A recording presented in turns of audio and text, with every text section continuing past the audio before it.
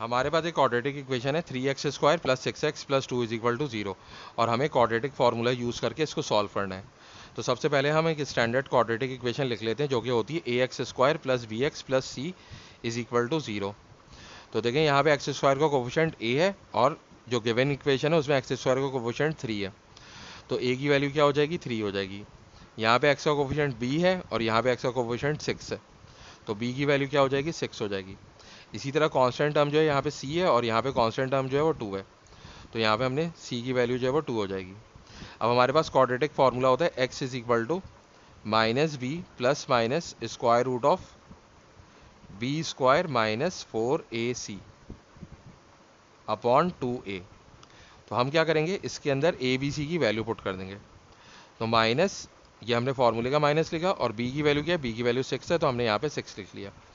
फिर plus minus, अब square root के अंदर b² है, तो हम क्या करेंगे, ये जो b की वैल्यू 6 है इसका स्क्वायर कर देंगे। फिर -4 है, हमने यहाँ पे -4 लिख लिया। फिर a की वैल्यू क्या है, a की वैल्यू 3 है, तो हमने यहाँ पे 3 लिख लिया। इसी तरह c की वैल्यू क्या है, 2 है, तो हमने यहाँ पे 2 लिख लिया। और अब ये क्या हो जाएगा हमारे पास, ये हो जाएगा 2a। तो 2 और a की वैल्यू हम यहाँ पे क्या पुट कर देंगे, a की वैल्यू हम यहाँ पे 3 पुट कर देंगे।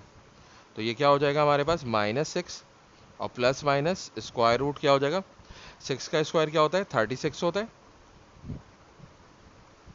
और -4 × 3 -12 हो जाएगा, और -12 जो है वो हमारा मल्टीप्लाई होगा 2 से, तो ये हो जाएगा -24 और अपॉन, और 3 × 2 6 हो जाएगा। तो अब देखें हमारे पास क्या आएगा, हमारे पास आ जाएगा x = -6 और plus minus square root of 12 upon 6।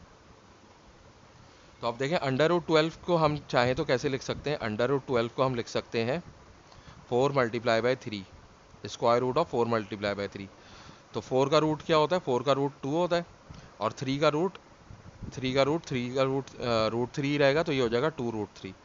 तो हम यहाँ पे क्या लिख सकते हैं, हम यहाँ पे लिख सकते हैं -6 और plus minus square root of 12 की जगह हम लिख देंगे 2√3 अपॉन 6। अब इसके बाद हम क्या करेंगे, हम 2 कॉमन ले लेंगे, तो ये हो जाएगा हमारे पास -3 और plus minus square root of 3 upon 6।